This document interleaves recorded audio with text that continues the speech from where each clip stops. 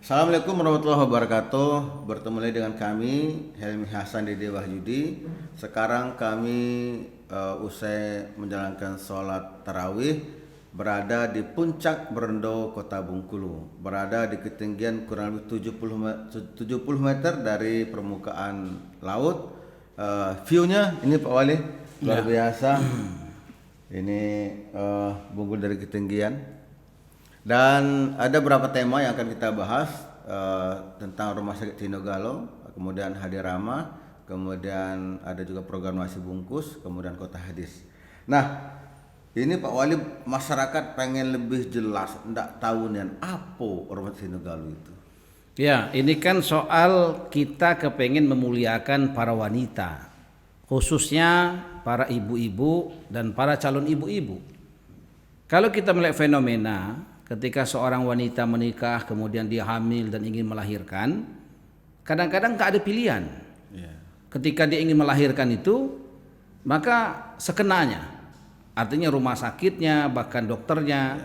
Kalau dikasih opsi misalnya seorang wanita tadi atau suaminya, itu akan memilih apakah dia ingin melahirkan dengan dokter wanita atau dokter laki-laki. Maka tentu pilihannya dokter wanita, karena seorang wanita akan lebih nyaman ketika melakukan persalinan itu dengan seorang wanita. Itu yang saya pikirkan.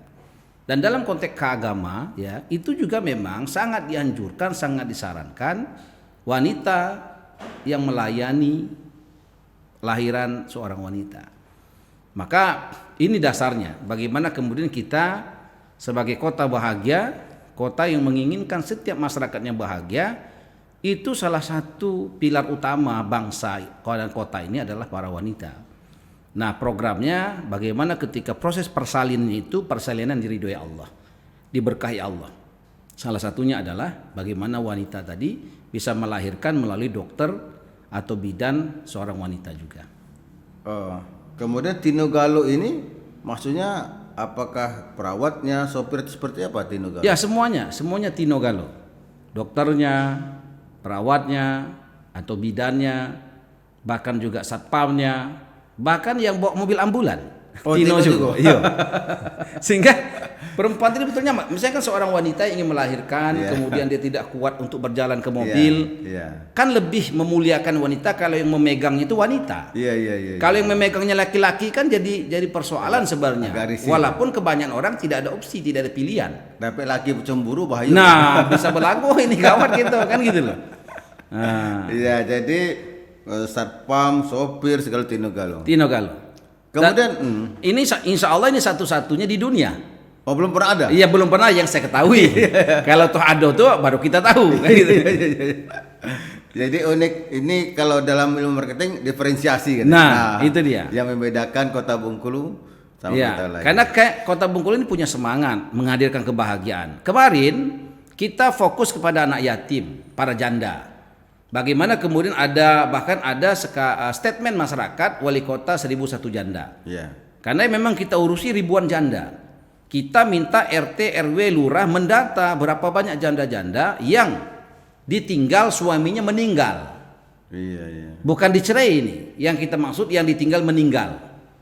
Begitu. Agar kemudian yang ditinggal meninggal ini itu pemerintah ikut ambil bagian. Artinya dia telah paripurna melayani suaminya sampai meninggal. Kan begitu. Maka kita pemerintah ambil alih. Bukan kita menikahi seluruh janda, bukan. Tetapi kita mengambil alih apa yang dahulu kala menjadi tanggung jawab suaminya. Misalnya pendidikan, kesehatan, ya kan? Ya tidak maksimal seperti suaminya, tetapi minimal kalau bahasa Bengkulu itu tidak penuh kate, penuh ke bawah. Tapi ngomong-ngomong yang awal-awal dulu Pak Wali perintahkan saya mendata seluruh anak yatim kemudian kita bagi habis. Tapi ada cerita Pak Wali waktu itu ada berapa pejabat ndak rebutan nian jadi anak asuh dari satu anak. Setelah jandanya rupanya janda muda. Rupanya maknya masih muda. Baik. Tentang Rumah Tinogalo tadi kapan bisa operasinya? Insya Allah tahun ini.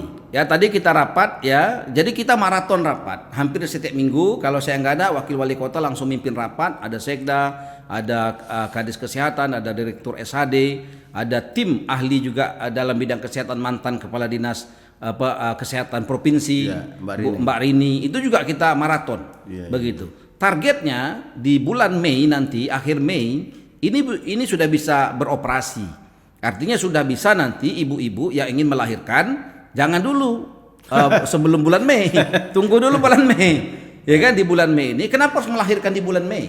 Kenapa? Di akhir Mei. Ya. Pertama, rumah sakit Tinogalo beroperasi.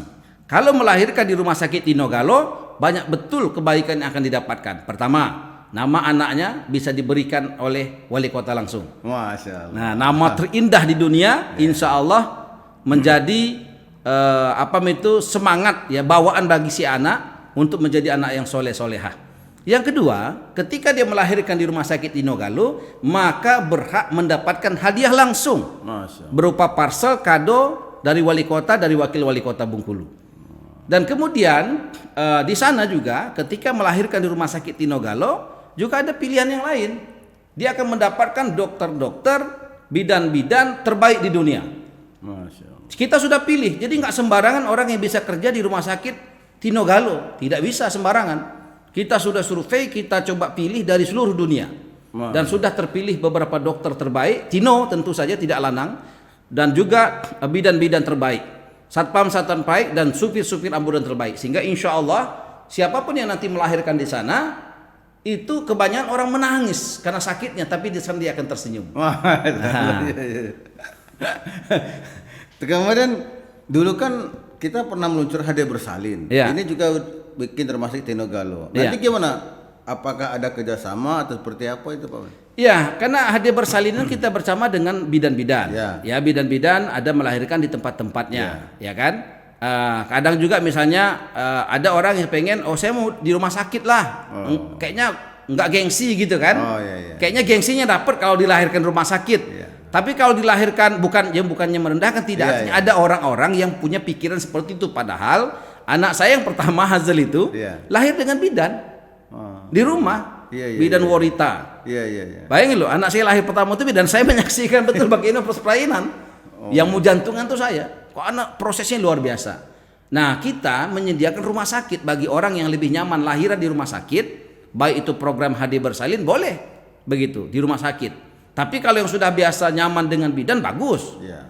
Begitu. Tapi program gratis bersalin masih ada. Gratis bersalin masih ada. Jadi kalau ada orang yang melahirkan di rumah sakit Tinogalo, ternyata warga kota tadi dia tidak punya kemampuan untuk membayar, maka kita free kan. Karena kota ini punya rakyat. Rumah sakit Tinogalo itu dibangun pakai uang rakyat. Para dokter, para perawat, bidannya, satpam semuanya dibayar pakai uang rakyat. Sehingga ketika ada masyarakat yang betul-betul karena suaminya mungkin tidak bekerja, berhenti dan sebagainya, maka ketika alasannya cukup, maka kebijakan pemerintah membayar, ya mengganti itu tanggung jawab suaminya menjadi tanggung jawab pemerintah.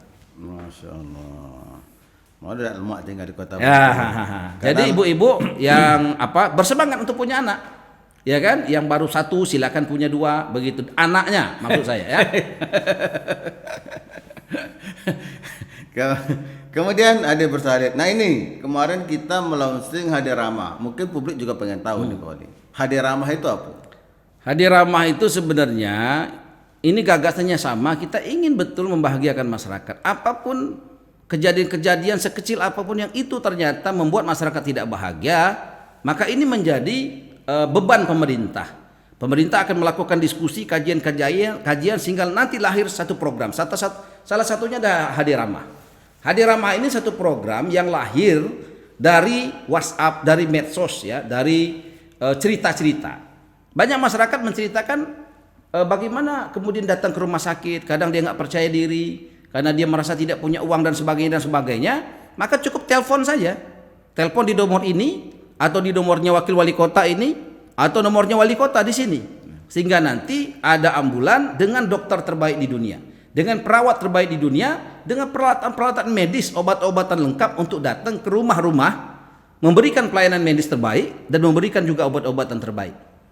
Tetapi ketika dia tidak mampu lagi karena memang sudah akut atau sudah stadium 4 yang harus dibawa ke rumah sakit dengan level tertentu, maka tim ramah ini, hadiah ramah ini bertanggung jawab juga mengadvokasi sampai ke rumah sakit yang dituju. Bahkan kalau harus ke Jakarta, kita juga akan advokasi.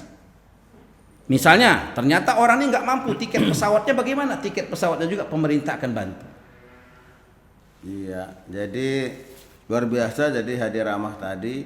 Tapi Pak Wali, ini kan kita kan juga banyak anak muda nih, bahwa komposisi usia muda itu juga makan lebih besar dari usia tua. Ya. Yang sakit nih kan mungkin para senior-senior. Tapi yang muda-muda bilang begini, Pak Wali, kami tidak juga dirawat. Tapi dia bukan sakit fisik, tapi sakit hati. Nah, kita ada program namanya HD Samawa, Harapan Sakinah Mawaddah Warahmah. Jadi kepada bujang gadis di Kota Bengkulu, jangan cari pasangan melalui medsos, jangan cari pasangan melalui Facebook, karena itu bisa jadi menipu. Kalau tak Anda beruntung mendapatkan pasangan terbaik dari medsos, itu kejadiannya 1001. Akan lebih baik kalau kemudian nanti difasilitasi oleh pemerintah Kota Bengkulu melalui program HD Samawa. Karena kita akan mencari bujang gadis yang cantik, yang good looking, yang soleh-solehah, yang sudah siap membangun rumah tangga menuju ridho Allah. Bahagia dunia, bahagia akhirat. Masya Allah. Tapi itu khusus bujang gadis. Bujang gadis, jando juga ada, duda juga ada. Oh, Sudah janda. ada beberapa yang kemudian memperlangsungkan pernikahan, tapi ada beberapa yang minta tidak usah diviralkan, begitu. Ya nggak masalah. Itu tergantung. Ini program silent, senyap. Ini HD Samawa ini program senyap, begitu. Jadi ini hati Pak Wali ini kalau zaman 90-an dulu mak comblang namanya. Nah, mak comblang. Karena kalau kita lihat dari sisi agama kan, Rasulullah itu hari-hari itu bicara mengenai itu. Misalnya ada satu pemuda. Pemuda ini sudah waktunya menikah sebenarnya, artinya sudah usianya. Tetapi pemuda ini merasa tidak percaya diri karena wajahnya pas-pasan, dompetnya apalagi, begitu. Nah, kemudian Rasulullah tanya terus ini orang, "Hei Fulan, kamu sudah menikah belum?" Kalau bahasa kita nih, "Belum ya Rasulullah." "Lo kenapa belum nikah? Nikahlah." Diam.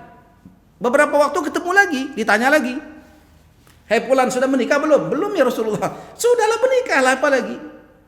Akhirnya pada satu hari ketika dia katakan belum menikah juga, Rasulullah katakan, "Ya sudah, kamu menikah. Kau datang ke rumah si Anu, dia punya anak gadis, cantik, baik, soleh. Kau sampaikan pesan Rasul, anaknya nikahkan sama kamu." Ini pemuda tahu ini rumah juragan. Wah, orang kaya, rumah besar, anak memang Masya Allah jadi rebutan orang. Dia nggak percaya diri, apa iya mau nih orang tua menikahkan anaknya dengan dia.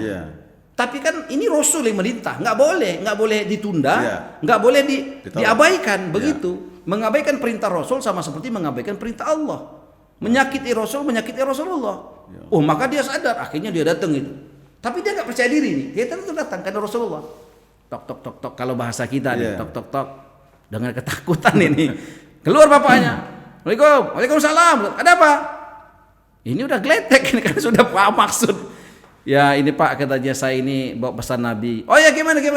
Apa Rasulullah? Oh Masya Allah, senang dia mendengar pesan Rasul.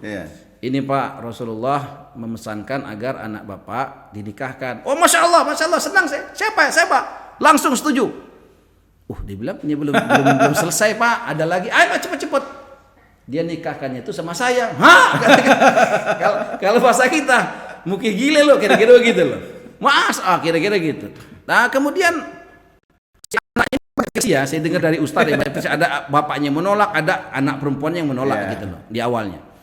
Kemudian setelah itu anaknya nanya, sudah ditolak itu anaknya nanya, "Pak, memang si pemuda tadi melamar disuruh siapa?" "Ini suruh Rasul." "Masya Allah Pak, kalau Rasul nyuruh setuju saya Pak, cepet panggil Pak," katanya. Saya pikir maunya dia, kalau maunya dia saya nggak mau. Ya kan? Ya mukanya pas-pasan, dompetnya apa lagi.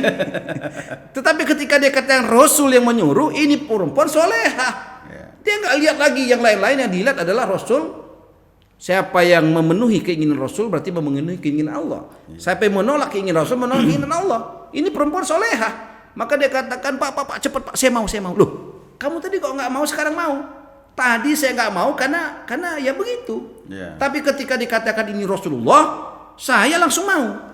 Tuh, zaman dulu sahabiah itu berubahnya cepat. Rasul katakan ini warna putih padahal merah. Maka orang langsung seperti ini putih ya Rasulullah. Coba. Nah kita hari ini momentum Ramadan, bagaimana sikap kita dengan sunnah Nabi? Maka ayo kita hidupkan sunnah Rasulullah. Karena siapa yang mencintai Rasulullah, ya maka Allah akan mencintainya. Siapa yang menghidupkan satu sunnah Rasulullah, itu tanda cinta, dan siapa yang cinta di surga bersama Rasulullah. Masya Allah. Jadi taat pada Allah, taat pada Rasul, dan taat pada pemimpin. Maka di Kota Bengkulu pimpinnya wali kota, ketika wali kota menjodohkan wajib ikuti. Ya. Dan cerita di balik itu ya ini ajibnya luar biasa ini. Jadi ketika persetujuan itu sudah menikahnya, lalu kemudian diminta mahar kan? Ini pemuda kan buntu, tidak ada gawe, tidak ada loka, mati loka. Akhirnya, waduh ya Rasulullah nih, gimana nih mahar? Oh tenang aja dah, udah tahu sih dompet kamu kira-kira bagaimana. Kamu minta kepada sahabat A, B, C, D, didatanginya, akhirnya dapat tuh mahar dan hantar-hantaran. Kemudian dia ke pasar ingin membeli peralatan pernikahan, tapi kemudian ada pengumuman. Ada yang menempel, ada juga yang mengatakan announce, pengumuman oleh sahabat lainnya. Panggilan untuk berjihad. Maka kemudian si pemuda ini gamang. Kalau saya nggak penuhi ini saya bahaya. Iman saya bahaya. Maka kemudian ini sahabat yang ingin menikah tadi, untuk peralatan nikah ditukar dengan peralatan perang. Sehingga kemudian dia berangkat perang, ketika dia berangkat perang begitu semangat, dia syahid. Ketika syahid, Rasulullah kan lihat tuh orang-orang yang syahid, ternyata pas dibuka dia ketutup mukanya pakai masker lah kalau gitu kan. Dibuka ternyata sahabat tadi, pemuda yang harusnya menikah. Rasulullah menangis. Sahabat tanya, ya Rasulullah apa yang terjadi? Siapa dia? Ini pemuda harusnya malam pertama sekarang. Tapi sekarang coba lihat dia. Dia harusnya menikah. Tapi kemudian tidak lama ya Rasulullah tersenyum. Ditanya, wahai Rasulullah kenapa Anda tersenyum? Sudah menangis. Saya tersenyum karena begitu banyak malaikat seperti hujan turun. Malaikat bidadari itu malaikat turun. Ingin kemudian menyambut ruhnya si jenazah ini. Tidak lama kemudian Rasulullah berpaling wajahnya. Ditanya sama sahabat, ya Rasulullah kenapa engkau berpaling? Begitu, kenapa berpaling? Dia bilang salah satu bidadarinya itu tersingkap roknya sehingga saya memalingkan wajah. Masya Allah. Kalau kita bukannya malah memaling, malah mengelihat terus. Masya Allah. La ilaha illallah. Ya, itu kisahnya luar biasa. Wali Kota Helmi Hasan dari periode pertama tahun 2013, beliau sangat konsen bidang kesehatan. Sampai hari ini kami selaku wakil juga masih fokus kesehatan. Ada Rumah Sakit Tinogalo, kemudian hadirnya Rumah Sakit Harapan dan Doa. Nah, di Jakarta itu punya klinik dan dulu jadi rumah singgah. Apa perkembangan saat ini? Nah, kita coba tanya. Gimana tuh Pak Wali soal? Ya, ini klinik Harapan dan Doa ini sebenarnya semangatnya ingin memastikan setiap warga Bengkulu ketika harus berobat ke Jakarta itu tidak kemudian tidak mendapatkan pelayanan medis. Kami biasa membantu mengadvokasi warga-warga yang ingin berobat tapi kemudian terkendala dengan kemampuan dana. Maka kemudian seringkali kita advokasi sampai ke Jakarta. Ketika kita ke RSCM, ternyata RSCM-nya penuh, akhirnya kita harus cari itu bedengan, cari tempat tinggal sementara. Cuma tempat tinggal sementara ini juga tidak memadai secara medis, juga bahaya. Maka terpikir kita bagaimana kalau kemudian pemerintah menyediakan satu tempat yang ini bisa menjadi tempat sementara bagi orang-orang Bengkulu yang mungkin dia tidak mampu atau mungkin tidak tahu tentang Jakarta, sehingga nanti kita bisa advokasi. Ketika RCM-nya misalnya belum siap, tidak perlu dia nunggu-nunggu di pelataran, akhirnya kemudian sakitnya jadi tambah parah, kita bisa rawat di klinik kita itu. Begitu. Dan sehingga kemudian orang-orang merasa bahwa pemerintah itu hadir walaupun ada di Jakarta. Itu semangat pertama. Yang kedua, regulasi berubah. Dulu kita punya MES, Pemda, kota. Ternyata regulasi tidak boleh kota punya MES di provinsi. Maka kemudian kita berpikir, ini MES saja kita jadikan klinik. Sehingga kita lakukan perbaikan-perbaikan di sana di sini melengkapi syarat-syarat dan insya Allah nanti akan berdiri satu klinik. Klinik ini bukan hanya melayani masyarakat yang prioritasnya yang orang kota Bengkulu yang ingin ke Jakarta, begitu yang berobat, tetapi juga kita bisa melayani masyarakat sekitar. Sehingga kemudian kota ini akan dirasakan kebaikannya bukan hanya bagi warga kota, tapi juga bagi warga Jakarta, bahkan Indonesia tentunya. Karena Bengkulu ini tidak berdiri sendiri, Bengkulu ini bagian daripada NKRI. Bengkulu ini juga sudah menginvestasikan begitu besar kebaikan. Salah satunya adalah Bengkulu telah melahirkan Sang Saka Merah Putih. Banyak di antara kita, banyak di antara warga negara Kesatuan Republik Indonesia nggak tahu tuh merah putih itu dijahit di mana. Dijahit oleh orang Bengkulu, Putri Bengkulu Ibu Fatmawati menjahit Sang Saka Merah Putih. Dahulu kala ada kesultanan kerajaan melebur menjadi satu bangsa yang besar yang namanya NKRI. Di satu provinsi, di satu kabupaten, bahkan di satu desa mungkin ada yang tidak tahu bahasa Indonesia. Ada yang tidak tahu bahasa Indonesia, tapi tidak kita katakan mereka ini tidak NKRI. Tetapi kalau ada satu desa tidak mau hormat terhadap merah putih, menghina merah putih, maka bisa dikatakan ini orang anti NKRI. Begitulah sumbangsih kota ini terhadap bangsa. Menjadikan merah putih menjadi perekat, lebih kuat ikatannya daripada bahasa Indonesia. Merah putih ini ikatan kita berbangsa dan bernegara. Baik, itu tadi bahwa concern terhadap bidang kesehatan, tetapi karena periode kedua kami selaku wakil, kita punya visi misi Bengkulu Religius dan Bahagia. Di antara Bengkulu Religius itu ada program Bengkulu Kota Hadis. Nah, kita ketika terus keliling, sering Pak Wali berikan semacam kuis kepada anak-anak. Dan alhamdulillah beberapa anak di Kota Bengkulu ini bukan berapa sih, ribuan. Itu sudah hafal hadis. Alhamdulillah sekarang ini kan kita, kalau kita klik di Google ya, Kota Hadis, munculnya Bengkulu. Munculnya Bengkulu. Dan di Kota Hadis ini hampir 100% anak-anak SD, SMP kita hafal hadis. Minimal 40 hadis. Bahkan ada supir-supir angkot, supir-supir taksi. Bahkan tadi kita habis tarawehan, kita kuiskan ibu-ibu berdiri, hafal 40 hadis. Ada anak begitu lancar hadisnya, bunyinya, artinya, Arabnya, bahkan perawinya hafal. Begitu.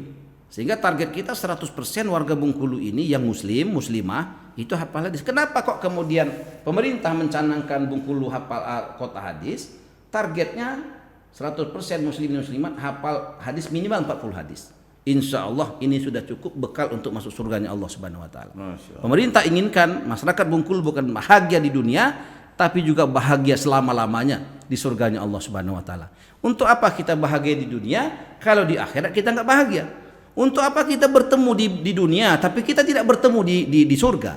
Kita inginkan suami istri bersatu di dunia, bersatu di surga. Anak dengan ayah ibunya bersatu di dunia, bersatu di surga. Begitupun di kota Bengkulu, bersatu sebagai kota Bengkulu, insya Allah di surga pun kita akan bersama-sama. Amin ya Allah, amin amin. Lalu kemudian soal sedekah, ini kan sedekah kita di kota ini ada sedekah Rp2.000, sedekah nasi bungkus, terakhir Pak Wali sedekah darah. Dan Pak Wali menunjuk saya selaku ketua PMI. Nah mungkin bisa dijelaskan dengan masyarakat. Sedekah ini Masya Allah banyak cerita orang yang berhasil karena sedekah.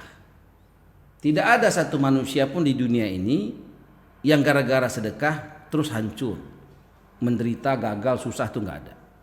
Yang ada ceritanya itu adalah ketika orang bersedekah maka prestasinya meningkat. Ketika dia bersedekah bala musibah telah Allah jauhkan. Ketika dia rajin bersedekah anaknya menjadi anak yang soleh-solehah. Ketika dia bersedekah rumah tangganya menjadi sakinah mawaddah rahmah. Ketika dia bersedekah badannya jadi sehat, penyakitnya Allah hilangkan. Itu inti bersedekah. Nah, pemerintah Kota Bengkulu menginginkan setiap rakyatnya bahagia. Setiap generasi mudanya sukses meraih cita-cita yang diharapkan. Ketika masyarakat Kota Bengkulu, di mana sekarang ada pandemi Covid, bahkan ada perubahan iklim yang di mana-mana kita lihat beritanya bencana di mana-mana. Tentu sebagai pemerintah tidak ingin masyarakatnya susah. Terus caranya bagaimana? Bukankah Kota Bengkulu ini dikatakan sebagai daerah rawan bencana karena gempa hari-hari? Oleh karena itu, ada memang mitigasi bencana. Tapi mitigasi bencana itu kan hanya teknis cara bagaimana menyelamatkan jiwa, harta. Tetapi kebanyakan mitigasi bencana itu menyelamatkan jiwanya belum tentu. Bencana datang hancur-hancuran rumah dan kantor. Nah kita ingin agar kemudian bencana silakan datang tapi rumah jangan dirusak. Bencana silakan datang cuma jangan ada korban jiwa. Bencana silakan datang cuma jangan sampai ada satu rumah pun hanyut. Maka programnya adalah mitigasi langit. Mitigasi langit ini salah satunya adalah sedekah. Sedekah yang terbaik itu yang nilainya paling tinggi adalah sedekah makanan. Maka kemarin kita canangkan sedekah nasi bungkus. Setiap kita masak di rumah. Kadang-kadang masakan itu tidak habis, mubazir. Kalau mubazir temannya setan. Daripada berteman dengan setan, mendingan berteman dengan wali kota dan wakil wali kota. Betul nggak? Iya. Nah maka sedekah nasi bungkus ini wali kota di rumah masak bawa nasi bungkus ke kantor. Wakil wali kota begitu, sekda begitu, asisten seluruh kita ini ASN bawa nasi bungkus. Total kurang lebih ada 5.000 bungkus setiap hari. 5.000 bungkus ini dikemanakan? Diberikan ke puskesmas, diberikan ke klinik, ke rumah sakit, ke dukcapil, ke kantor lurah, ke kantor camat, intinya ke kantor-kantor pelayanan publik. Sehingga ketika masyarakat datang ke kantor pelayanan publik, ke rumah sakit, ke puskesmas, ke dukcapil, ngurus KK KTP, ke kantor lurah, kecamatan, maka pertama kali yang akan ditanya, Bapak Ibu sudah makan belum? Kalau belum makan, dikasih nasi bungkus. Kalau dia sudah makan, jangan-jangan yang antarkannya belum makan dikasih nasi bungkus. Orang Kamboja katakan cara Nabi menyatukan hati umat dengan 2 cara, beng-beng pek-pek, makan-makan jalan-jalan.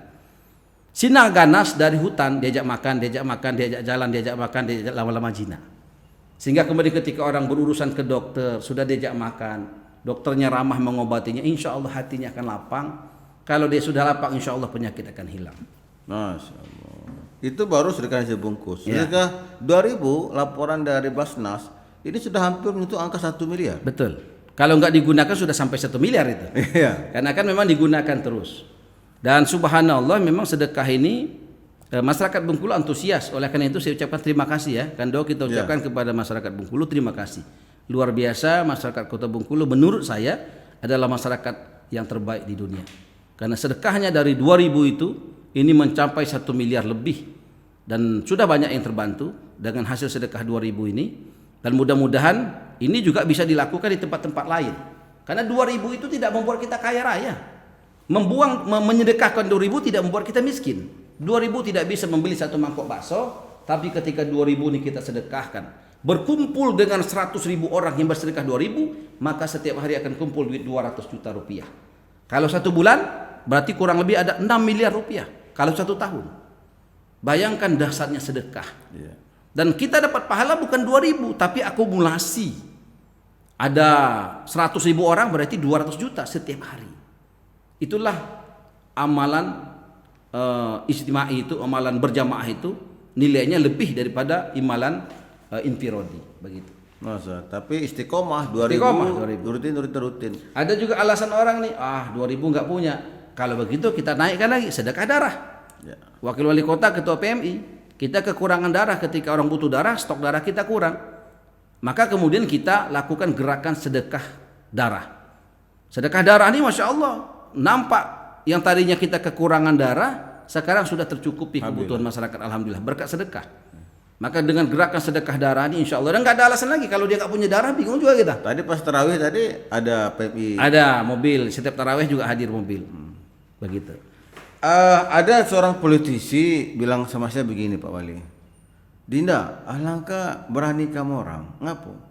Kamu orang di manut pidato sambutan itu Pak Wali menyebutkan nomor HP, tolong catat.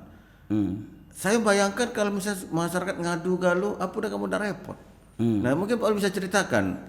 Ya menjadi pemimpin itu memang harus repot. Ya kan karena pemimpin itu bukan dilayani tapi melayani. Melayani zaman sekarang tidak kemudian secara fisik. Saya termasuk orang yang mobile, orang yang sedang bergerak ya kemana-mana. Sehingga kemudian ketika kita mobile ini tidak boleh kemudian menjadi alasan rakyat tidak terlayani. Kalau di kantor misalkan kita harus menerima tamu, itu ada 100 orang, rasanya nggak cukup waktu kita. Tetapi kalau handphone dibuka, masyarakat tanpa harus datang ke kantor, tanpa harus bertatap wajah, dia bisa WhatsApp wali kota, menceritakan masalahnya dan kemudian apa yang diinginkan. Maka wali kota akan men-screenshot itu, di-screenshot akan dikirimkan kepada OPD-OPD terkait. Maka OPD terkait sudah kita rapatkan 1 kali 24 jam ini yang selesai. Kalau tidak berarti dia sudah bosan menjadi pejabat. Dan kemudian setelah dia mendapat screenshot dari wali kota ataupun wakil wali kota, dia wajib menelpon nomor itu. Kadang-kadang ada pejabat kita nggak tahu Pak nomornya berapa, lah tinggal kau klik dulu, kau klik nanti ada nomornya, tahu ya Pak siapa. Diklik ada nomornya, ditelepon, Assalamualaikum, saya Kakang Satpol PP. Ibu ada menghubungi Pak Wali? Iya. Ibu ada menghubungi Pak Wali? Iya. Ibu ini masalahnya, nanti ibu rumahnya di mana? Nanti kami ke sana. Coba bayangkan rasa bahagia si ibu tadi. Betul Pak Wali. Jadi beberapa yang karena Pak Wali perintahkan seperti itu juga, saya kirim ke pejabat kita. Itu pejabat kita langsung kontak, habis itu langsung alangkah cepatnya Bang. Iya. Itu responnya luar biasa. Iya. Karena masyarakat itu yang terpenting bukan rindu dengan wajah kita, tetapi sesungguhnya dia rindu kebijakannya. Masyaallah. Ada satu orang yang mencoba-coba waktu itu WhatsApp. Apa betul sih? WhatsApp nih. Dia bilang, Pak, saya ini seorang suami rumah ngontrak, anak saya 3. Tolong Pak, katanya Bapak membantu setiap masyarakat yang ingin. Saya tanya, mau kamu apa? Kami tolong makanan Pak. Malam jam 10 malam saya ajak anggota DPRD Pak Dedianto waktu itu. Kita datang ke lokasi rumah itu tengah malam. Bawa beberapa karung beras, membawa beberapa makanan cepat saji, ada juga daging dan sebagainya. Ketika dia datang dia kaget. Ya Allah Pak, saya pikir ini saya kan cuma, ya saya pikir untung-untungan aja Pak. Saya bilang nggak ada. Pemerintah Kota Bengkulu sudah punya tekad untuk kemudian membahagiakan masyarakatnya. Maka cara-cara seperti ini sebenarnya belajar dari cara-cara sahabat dulu. Tetapi kita kan pendosa, ilmu kurang. Tetapi kan kita nggak bisa sempurna mengikuti sahabat dan Rasul, minimal kita ikut-ikutan. Siapa yang mengikuti satu kelompok golongan, maka dia akan dikelompokkan nanti di akhirat dengan kelompok golongan itu. Nah mudah-mudahan dengan kita mengikuti apa yang dulu kala dilakukan oleh para sahabat, oleh para Rasul, khususnya Rasulullah, maka mudah-mudahan kita akan digolongkan di dalam itu. Insyaallah. Karena itu setiap kesempatan sebelum salam penutup itu nggak pernah lupa lihat depan, lihat depan, lihat belakang, kiri kanan. Kiri Ada kanan. nggak warga kita yang susah, yang membutuhkan pemerintah? Apa kebutuhannya? Apa saja? Bahkan kalau ada laki-laki yang mencari jodoh kok nggak dapat, hubungi nomor ini. Ada seorang wanita yang kok nggak dapat laki-laki terbaik, hubungi nomor ini, insya Allah. Cuman bukan artinya percaya dengan nomor ini, percaya dengan Helmi Dedi, tidak. Kami ini hanya asbab dari Allah Subhanahu Wa Taala, yang menentukannya Allah Subhanahu Wa Taala. Maka jaga hubungan dengan Allah, dengan doa, dengan tahajud, dengan sedekah. Maka kemudian insya Allah ketika sampai masalah ini kepada kami pun minta tolong kepada Allah. Karena Helmi Hasan, Dedi Wahyudi tidak bisa apa-apa. Tandanya tidak bisa apa-apa, nih jenggot putih. Saya kepengennya hitam terus, tapi nggak bisa. Menahan jenggot saja tidak bisa, apalagi membantu 1-2 orang hamba Allah. Kalau toh ada yang terbantu bukan karena kami, tapi karena Allah Subhanahu Wa Taala. Masya Allah. Dan di hadis Samawa, kebijakan saya masih ingat waktu itu baru dilantik 2018. Pak Wali kontak saya. Itu kan Dok, kita mobil dinas kita pinjaman ke masyarakat. Waktu itu saya istilah bingung gitu kan. Dan di awal-awal Pak ini protes. Tetapi kemudian ini Wali Kota Haryojoyo itu tanpa sungkan di media itu judul begini. Wali Kota Palembang meniru kebijakan Wali Kota Bengkulu, mobil dinas bisa dipinjam buat masyarakat. Nah, ketika program ini menjadi inspirasi bagi pelajaran lain, apa yang Pak Wali rasakan? Itulah doa kita. Doa kita ini menjadi asbab hidayah.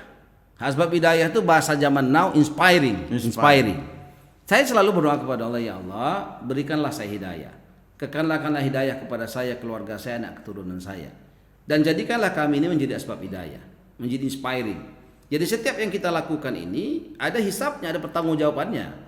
Maka jangan sampai yang kita lakukan ini justru menjadi asbab keburukan. Tapi jadi asbab hidayah kebaikan. Sehingga ketika kita melakukan kebaikan, bersyukurlah, bergembiralah. Ketika kebaikan ini kemudian diduplikasi orang lain. Dan orang yang menduplikasi tidak menjadi hina. Karena zaman sekarang ini bukan zaman kompetisi, tapi zamannya kolaborasi, zamannya sinergi. Pemerintah kota juga seringkali keliling dari satu kota ke kota lain, ke provinsi lain, bahkan ke negara lain untuk mencari kebaikan-kebaikan yang bisa kita duplikasi. Duplikasi kita contoh, kita buat di Kota Bengkulu sehingga masyarakat Kota Bengkulu juga bisa merasakan kebaikan yang ada di Bandung, yang ada di Makassar, yang ada di Jawa Timur, yang ada di Sulawesi, Kalimantan, yang ada di Inggris, yang ada di Cina, yang ada di Amerika. Sehingga setiap kebaikan yang tersebar di seluruh muka bumi ini harusnya kemudian kita duplikasi di tempat kita. Ya. Dan bicara duplikasi, ini kisah nyata Pak Wali. Beberapa waktu lalu saya cerita bahwa Wali Kota Magelang bertemu di bandara, dan beliau orang soleh, kemudian wawasannya luas. Ketika ngobrol soal gerakan peduli yatim, beliau antusias karena ini tidak kita menggunakan APBD tapi menggerakkan seluruh ASN. Sampai Wali Kota Magelang itu minta payung hukum yang perwal yang dibuat. Nah, ini jadi inspirasi juga. Apa yang membuat Pak Wali sampai ada gerakan peduli yatim ini dulunya? Ya, saya ini pernah ditinggalkan emak dari kecil. Ya, saya tinggalkan emak dari kecil ketika masih bayi. Kemudian saya juga tinggal dengan kakak saya.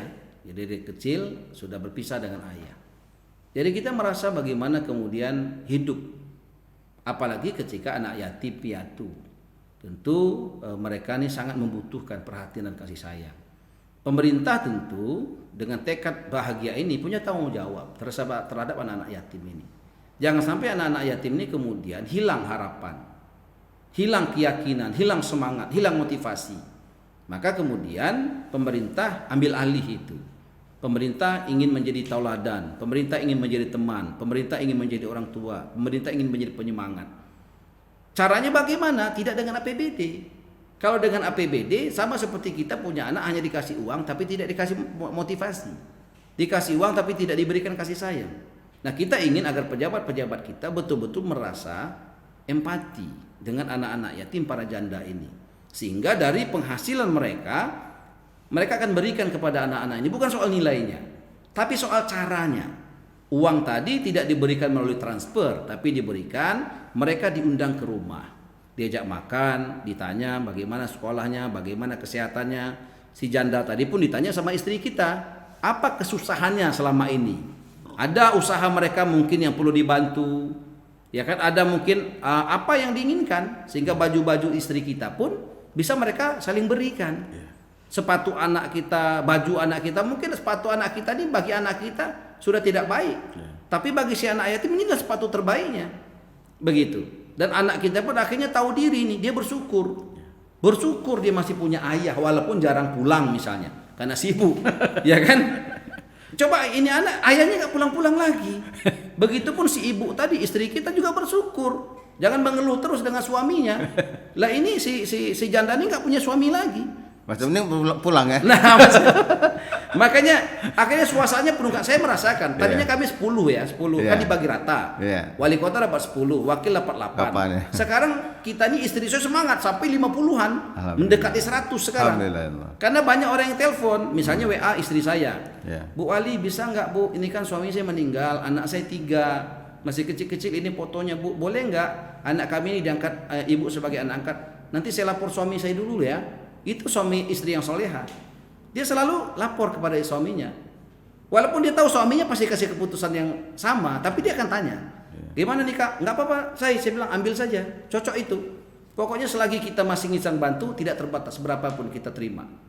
Unlimited. Dan agamanya pun apa nggak masalah. Agamanya apapun, sukunya agama pun begitu loh. Tapi ada non muslim ya anak? Ada. Salah satu anak angkat kita itu Gloria namanya. Dia non muslim Katolik. Saya sayang kepadanya. Mama tuh WhatsApp saya ketika itu ibunya. Dan kemudian sampai sekarang kita masih. Kadang dia nggak bisa datang, kita titip begitu loh. Kadang dia bisa datang, kita ngobrol, kita makan. Alhamdulillah. Dan hidup kami tambah bahagia dengan kehadiran anak-anak yatim itu. Bahkan ada yang sudah sampai ke Bandung begitu, tapi tetap kita punya tanggung jawab. Mereka sudah pindah tidak lagi di Bengkulu, dia di Bandung sekarang.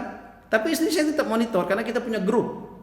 Punya grup. Jadi grup itu mereka di mana saja mereka bisa berkomunikasi. Dan saya merasakan Pak Wali suatu ketika saya punya anak namanya Wahyu. Wahyu ini tinggal di belakang pondok dan sudah lama kami tidak bersua dengan Wahyu. Suatu ketika saya dengan istri, ayo kita lihat Wahyu. Dari kejauhan saya nggak lihat itu Wahyu, tapi ada seorang anak yang umur 9 tahun, dia berlari kencang, "Papa," katanya. Waktu saya nggak ingat, oh ternyata ini Wahyu, saya peluk dia. Saya sampai nangis, ya Allah, anak ini betul-betul merindukan sosok seorang ayah. Jadi itu yang saya rasakan ketika program Peduli Yatim ini Pak Wali. Dan luar biasa, alhamdulillah ini ditiru oleh beberapa daerah, salah satunya Wali Kota Bekasi yang datang berombongan waktu itu untuk belajar sini. Iya. Alhamdulillah. Kemudian ini ada pertanyaan yang kritis, tapi Pak Wali terkenal dia tidak alergi dengan kritik sekalipun. Ada yang bilang begini, Pak Wali sering berangkat, bagaimana dengan pemerintahan? Walaupun wakil wali kota jaga gawang gitu. Nah mungkin bisa dijelaskan. Ya, memang ada pertanyaan-pertanyaan seperti itu yang sering kali. Cuma pada kesempatan ini akan saya jawab. Ya. Sehingga saya memang sering kali berangkat di luar Bengkulu, ya keliling ke daerah-daerah kemana-mana, ke kota, provinsi segala macam itu, bukan untuk senang-senang, bukan untuk happy-happy, tetapi saya menyadari Helmi Hasan itu tidak bisa apa-apa. Helmi Hasan itu tidak tahu apa-apa. Sedangkan sudah terlontar janji-janji, sudah terlontar program-program, sudah terlontar rencana-rencana. Tentu ini harus tertunaikan. Sedangkan saya tidak bisa apa-apa, tidak tahu apa-apa, lemah. Karena kesadaran itu, maka saya yakin dengan minta tolong kepada Allah, Allah akan bantu. Janji Allah in tansurullah yansurkum. Siapa yang tolong agama Allah, Allah akan tolong. Jadi saya keliling dari satu tempat ke tempat lain itu dalam konteks menolong agama Allah. Dalam konteks agar Allah tolong saya sebagai wali kota untuk menunaikan apa yang sudah direncanakan, untuk mewujudkan apa yang sudah dijanjikan. Gitu. Karena berat menjadi wali kota itu bukan perkara gampang. Karena menahan jenggot untuk tidak hitam saja, untuk tidak berubah jadi putihnya nggak bisa. Apalagi membangun rumah sakit, apalagi memperhatikan anak yatim dengan jandanya, apalagi membangun jalan dan sebagainya, banyak sekali. Apalagi menjaga ratusan ribu masyarakatnya nggak bisa. Tetapi ketika kita minta tolong kepada Allah, bersandar kepada Allah, maka itu bukan satu yang mustahil, bukan satu yang sulit. Jadi saya keliling keluar di jalan Allah itu. Lalu bagaimana pemerintahan? Sesungguhnya pemerintahan itu berjalan efektif ketika wali kotanya betul-betul proporsional. Jangan semua diurus. Ini kan banyak yang semua diurus. Begitu loh. Saya bukan tipe itu. Ketika saya punya wakil wali kota, maka saya percayakan sebagai wakil wali kota. Kadang kita makan sama-sama senampan, kadang satu mobil bersama, begitu. Karena memang ya seperti suami istri, dua-duanya punya hak dan tanggung jawab yang sama. Dan ketika saya tidak ada di tempat, maka kewenangannya saya serahkan kepada wakil wali kota. Sekretaris daerah berfungsi sebagai sekretaris daerah, kepala dinas berfungsi sebagai kepala dinas. Tidak boleh ada yang mengatur-ngatur, ada yang intervensi, tidak. Saya tidak tahu ada proyek apa, program apa, itu tidak. Cuma secara umum sudah global di APBD, mereka jalankan. Begitu. Sehingga kemudian setiap kepala dinas itu merasa jenderal. Setiap eselon 3 itu merasa jenderal di tempat dia. Sehingga semuanya harapan kita nyaman. Nah, ketika kita tinggalkan ini, dan tupoksi wali kota itu sudah terbagi habis. Kecamatan, kelurahan. Tetapi ketika ada sumbatan-sumbatan, misalnya, ada masyarakat yang merasa punya hak terhadap air bersih. Ketika itu PDAM macet. Ketika dia sampaikan ke RT, RT tidak merespon, disampaikan ke lurah, lurah tidak merespon, ke camat tidak merespon, ke PDAM tidak merespon, maka dia masyarakat langsung ke wali kota. Nomor saya di sini, langsung dia WhatsApp, Assalamualaikum, ini nomor Pak Wali, iya. Ada yang saya bisa bantu? Iya Pak, ini airnya macet. Saya bagaimana mau jualan lontong sayur Pak, kalau airnya nggak ada PDAM-nya, tolong Pak. Maka saya balas, mohon maaf ini kesalahan saya, insya Allah kita tindak lanjut. Saya screenshot, saya forward kepada direktur PDAM. Direktur PDAM balas, iya Pak, di sana ada lagi gangguan pipa kita lagi ada masalah, sedang ada perbaikan Pak. Saya bilang, saya tidak perlu Anda minta maaf. Masyarakat tidak perlu maaf Anda. Yang diperlukan masyarakat air. Kalau pipa tidak bisa menyampaikan air karena bermasalah, antar pakai mobil tangki. Kalau mobil tangki juga bermasalah, Anda datang ke sana, ajak ustadz, dai-dai kita, sholat istisqa di sana, sholat minta hujan. Intinya adalah jangan minta maaf dengan rakyat, tunaikan dulu hak rakyat dengan segala macam cara kita. Setelah airnya ada, baru minta maaf. Oke, jadi sisi lain dari seorang Helmi Hasan adalah sekilas orang melihat sangat serius, mungkin juga jarang senyum. Tetapi kalau misalkan kalau Anda tahu, karena saya sebenarnya kadang-kadang istri suka cemburu juga. Kadang-kadang lebih banyak sama Pak Wali sama istri gitu. Jadi guyon-guyon yang kayak gitu tuh membuat suasana jadi cair. Tapi kadang-kadang kalau memang ada sesuatu yang memang tidak sesuai, ya beliau juga sebagai pemimpin juga tegas menegur para bawahan. Nah, ini ada yang menarik juga masyarakat penasaran. Oh, tukar. Oke, iklan. Ya. Wali Kota Bengkulu Hilmi Hasan, ketika keluar kota, saya dapat data dari bagian protokol, kemudian yang mendampingi, ini lebih banyak ke masjid, maksudnya tidur di masjid timbang di hotel. Padahal di hotel fasilitasnya ya luar biasa, dan standar juga standar hotel bintang 5. Gitu. Nah, ini apa yang memotivasi kalau misalkan ketika sedang keluar misalkan itu lebih banyak di masjid timbang di hotel? Ya, Helmi Hasan ini pendosa. Helmi Hasan ini tidak mau mati tidak dalam keridhaan Allah. Saya tidak ingin mati di dalam hotel. Saya ingin kalau mati sedang ada di masjid. Sehingga secara probabilitas kematian itu akan terjadi kepada seorang sesuai dengan amalnya. Jadi kalau seseorang itu lebih banyak mengamalkan satu amalan negatif, maka dia akan mati dalam kondisi amal negatif. Itu kepahaman saya. Maka saya selalu menjaga hubungan dengan masjid. Ketika saya keliling kemana saja, pertama saya cari masjid. Untuk kemudian saya menghabiskan waktu di masjid.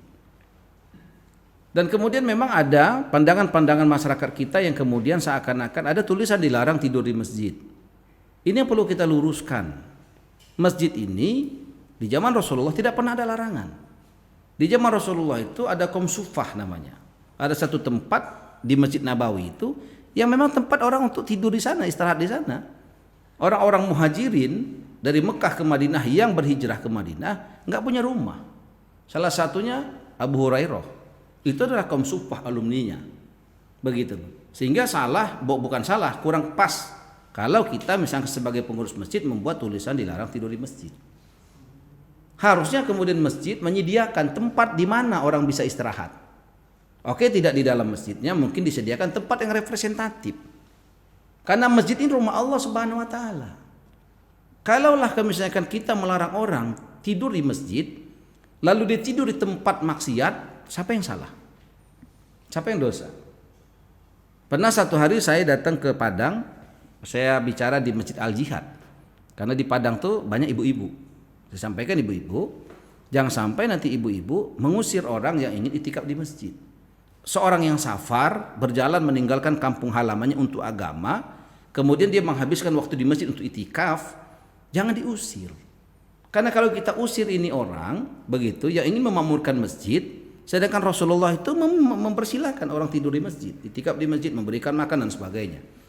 Nanti dia tinggal di tempat yang lain, kemudian tempat itu kemudian dia hilang amal ibadahnya, dia nggak bisa tahajud. Saya kalau di hotel sulit tahajud. Saya kalau di hotel sulit menjaga wudhu 24 jam.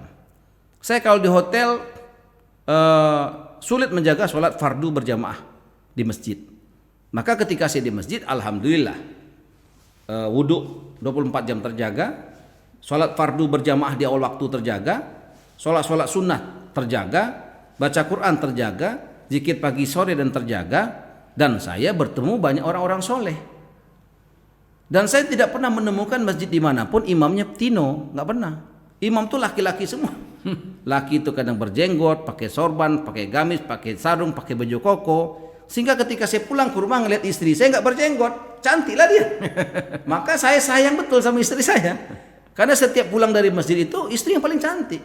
Karena perbandingannya dengan imam masjid. Begitu kan? Iya. Ya. Ya, itu keunikan Helmi Hasan. Jarang dan kepala daerah yang ketika dinas luar, saya juga kadang pas lagi ikut tuh ya harus terbiasakan, pada akhirnya sekarang sudah biasa juga gitu. Kemudian bicara soal bangsa dan negara, kita bagian dari NKRI, ya. Tentu juga harus ada sumbangsi terhadap, misal hari ini ibu-ibu protes dan mengeluhkan soal minyak goreng. Kemudian juga ada masyarakat yang mengeluhkan soal Petralite, kemudian Pertamax. Tetapi sebagai masyarakat tidak tahu karena kita ini pemerintah, ketika melapor ke wali kota itu harus selesai. Padahal ini kebijakan pusat. Nah, kira-kira apa yang kira-kira bisa kita perbuat untuk menyikapi kondisi saat ini? Ya, ketika Rasulullah berhijrah dari Mekah ke Madinah, sebelumnya Yastrib nama Madinah itu, kota yang penuh dengan keburukan, kota yang penuh dengan penyakit, masalah di mana-mana, peperangan, kegelapan pokoknya di mana-mana. Lalu apa yang dilakukan Rasulullah untuk menyelesaikan semua persoalan-persoalan itu? Ketika Rasulullah dihadapkan dengan soal kesehatan, Rasulullah tidak punya program membangun rumah sakit sebanyak-banyaknya, tidak. Ketika Rasulullah dihadapkan kepada soal pangan, tidak kemudian programnya menanam 1 miliar pohon kurma, tidak. Ketika Rasulullah dihadapkan kepada susahnya soal irigasi, air bersih dan sebagainya, Rasulullah tidak kemudian membuat sekian banyak sumur dan sebagainya, tidak. Bahkan ketika ada sahabat yang mengeluhkan hutangnya kepada Rasulullah, tidak kemudian Rasulullah langsung kasih uang, ini lunasi hutang kamu, tidak begitu. Tetapi yang dibuat Rasulullah apa? Agama. Karena agama ini sesungguhnya solusi bagi semuanya. Semua keadaan, semua situasi, semua profesi. Solusinya agama, sempurnakan agama. Dan agama itu ukurannya adalah masjid. Dan janji Allah, siapa yang memakmurkan masjid, Allah akan berikan kemakmuran. Siapa yang mencintai masjid, Allah akan cinta kepadanya. Orang katakan Indonesia ini bagaikan kepingan-kepingan surga yang jatuh ke bumi. Maknanya tidak ada kebaikan yang tidak ada di Indonesia. Coba, tanah Indonesia begitu luas. Di atas tanah Indonesia begitu banyak tanaman, pohon-pohon dan buah-buahan yang ditanam hidup subur di Indonesia ini. Orang dulu katakan korma tidak hidup, sekarang banyak pohon korma. Dan buah-buahnya lebih hebat lagi. Dan di dalam perut bumi Indonesia begitu banyak kebaikan. Ada batu bara, ada nikel dan sebagainya untuk manusia. Laut Indonesia terbentang begitu luas dan di dalam laut Indonesia begitu banyak kebaikan. Ada ikan-ikan terbaik di dunia. Ada mutiara-mutiara terindah di dunia. Bahkan ada minyak-minyak bumi terbaik di dunia. Ada di laut Indonesia, ada di bumi Indonesia. Indonesia juga dikaruniai dengan sungai, danau. Di sungai juga begitu banyak kerang, ada ikan dan sebagainya. Danau kita begitu indah yang kemudian menarik perhatian dunia untuk datang ke sana untuk berkunjung sebagai wisatawan. Intinya Indonesia ini dikatakan bagai kepingan surga. Tapi kenapa rakyatnya banyak susah? Kenapa hari-hari hutang terus bertambah? Bukan salah siapa-siapa, bukan salah presiden, bukan salah menteri, bukan salah kita. Karena gunung didaki, lautan diseberangi, masjid dilewati. Coba kita lihat sekarang pom bensin buka 24 jam. Hotel buka 24 jam. Ada tempat hiburan malam buka 24 jam. Bahkan kami baru pulang dari Masturo di Garut. Di jalan itu ada tukang gorengan. Tulisannya apa? Gorengan buka 24 jam. Coba bayangkan, ini gorengan buka 24 jam. Yang jaga cuma 2 orang. Masjid pengurusnya 100 orang. Ada profesor, doktor, ada ini, ada itu. Tapi masjidnya digembok. Masjidnya mewah tapi digembok. Larangannya banyak, dilarang ini, dilarang itu, dilarang. Siapa yang tahan dengan masjid seperti itu? Masjid ini bukan punya pengurus. Masjid ini bukan punya yang membangun masjid. Masjid ini adalah rumah Allah. Loh, kalau dia rumah Allah, harusnya ketika ada hamba-hamba Allah yang didatangkan Allah untuk datang memakmurkan masjid, harusnya pengurus masjid senang. Seperti seorang yang punya hotel, kemudian mempercayakan manajemennya dengan 1 orang. Kamarnya ada 1000 misalnya. Kalau yang datang cuma 1 orang, tentu harusnya manajer hotel ini gelisah. Begitu bukan kemudian dia bahagia. Maka kita harus koreksi bahwasanya dengan masjid ini, kita harus memahami masjid ini bukan hanya sekedar bangunan, tapi adalah rumah Allah Subhanahu wa taala. Rumah Allah Subhanahu wa taala ini harus dimakmurkan. Cara memakmurkannya bukan dengan cara kita atau cara tetangga kita. Cara memakmurkan masjid yang benar adalah caranya baginda Nabi sallallahu alaihi wasallam. Bagaimana cara Nabi memakmurkan Masjid Nabawi, begitulah harusnya cara kita.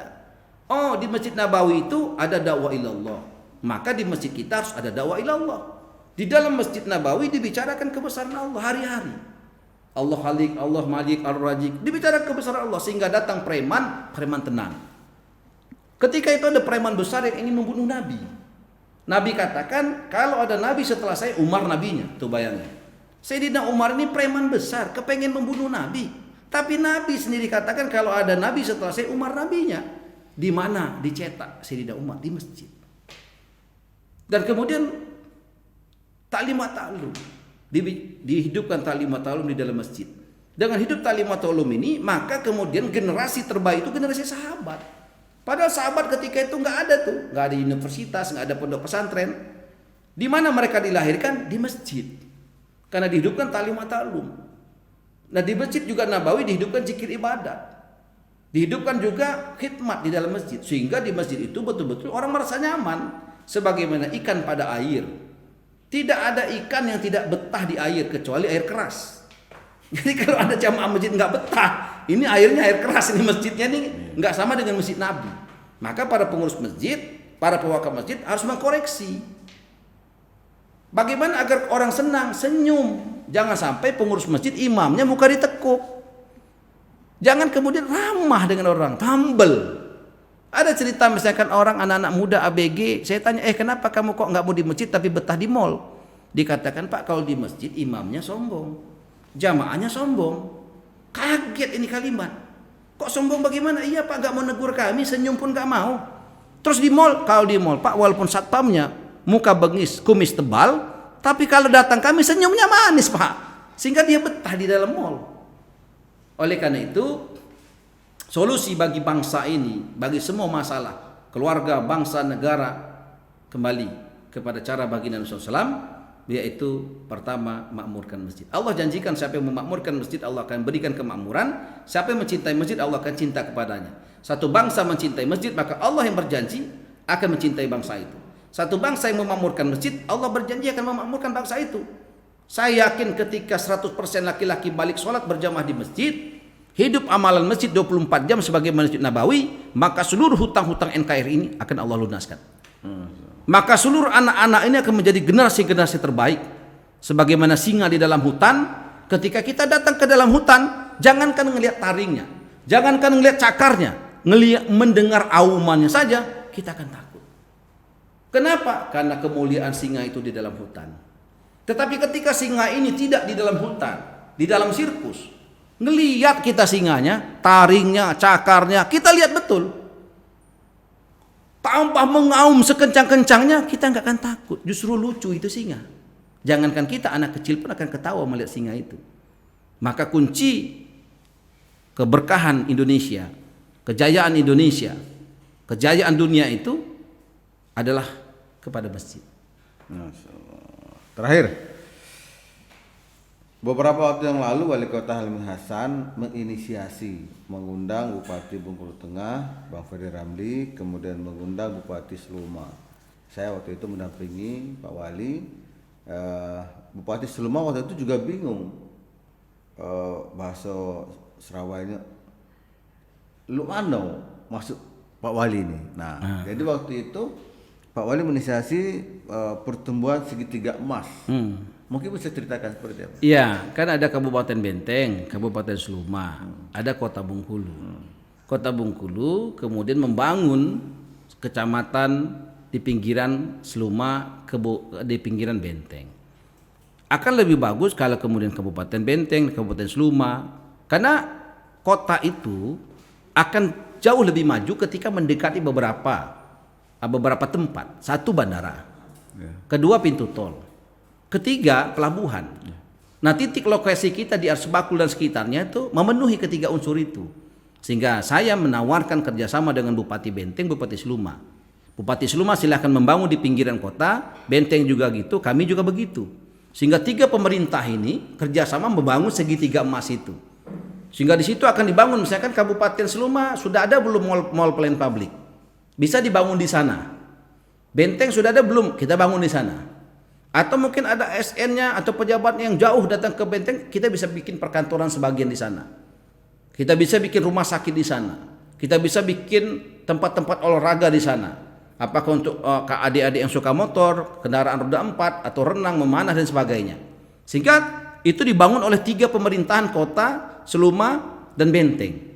Dan ini akan menarik bagi orang karena memang tempatnya strategis, dekat pintu tol, dekat bandara, dekat pelabuhan. Dan itu dataran tinggi yang insya Allah aman dari tsunami dan sebagainya. Oleh karena itu investasi akan datang. Orang-orang dari Sumatera Selatan yang mendekat di Bengkulu akan lebih investasi ke sana. Maka kemudian kemarin kita sudah bicara mohon doanya ini bisa berjalan di tahun ini. Pemerintah Kota Bengkulu mulai membangun untuk membuktikan keseriusan, dan kita juga sudah mengajak beberapa pengusaha lokal dan pengusaha di luar Bengkulu untuk mau investasi di sana. Membuat rumah sakit, membuat kolam renang, membuat mall, membuat tempat hiburan dan sebagainya, dan membuat perumahan-perumahan di sana. Maka insya Allah mohon doanya di 2022 ini dan di 2023 nanti kita akan memiliki kota baru yang kita namakan Kota Merah Putih. Kota Merah Putih. Dan ini mungkin duplikasi seperti Jabodetabek, Ya. Jakarta, Bogor, Depok, Bekasi. Betul. Jadi Ya. nanti kota, Benteng, Seluma. Selama. Ya. Sama-sama maju nanti. Sama maju. Betul. Oke. Warga Kota Bengkulu tercinta, kami sudah cukup lama tadi bercerita soal program dari pemerintah Kota Bengkulu, dan terima kasih Pak Wali Oke. atas waktunya. Semuanya. Assalamualaikum warahmatullahi Minal aidin wal faizin, mohon maaf lahir dan batin ya. Semoga Allah Subhanahu wa taala terima ibadah puasa kita dan rangkaian ibadah-ibadah yang lainnya, dan kita berdoa semoga Allah jumpakan kita di bulan Ramadan tahun yang akan datang. Dan kita berdoa juga semoga Allah jumpakan kita bukan hanya di dunia yang fana yang sementara, tapi dijumpakan kita di surganya Allah Subhanahu wa taala bersama orang-orang kita cintai, orang kita sayangi. Amin. Salam hormat dari kami ya. Semoga Kota Bengkulu menjadi kota yang diridhoi, NKRI menjadi negara yang diridhoi.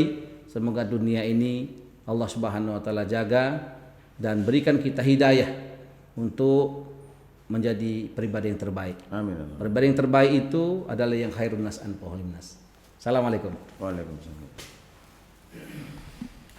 Wah, banyak Tom.